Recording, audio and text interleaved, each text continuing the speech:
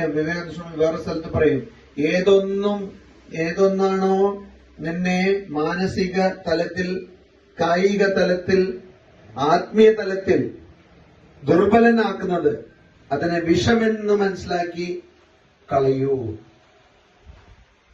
അത് കളയണം.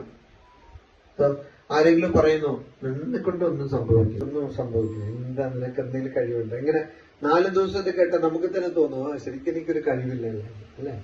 അപ്പൊ അങ്ങനത്തെ വർത്തമാനം നമ്മൾ കേൾക്കാൻ പാടില്ല. അങ്ങനത്തെ വാക്കുകൾ ഒരിക്കലും കാതോർത്ത് കേൾക്കാൻ പാടില്ല. അതാണ് ബലം. ഒരു ഔഷധമാണ് എന്താണ് ബലം. അത്രേ ഉള്ളൂ.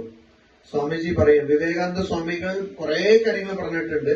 അതിന്ന് കുറച്ച് കാര്യങ്ങൾ, വളരെ ചെറിയ കാര്യങ്ങളാണ് ആ ചെറിയ കൊച്ചു പുസ്തകത്തിലുള്ളത്. അത് മൊബൈലിനേക്കാളും വലിപ്പം ചെറുതാകുന്നു.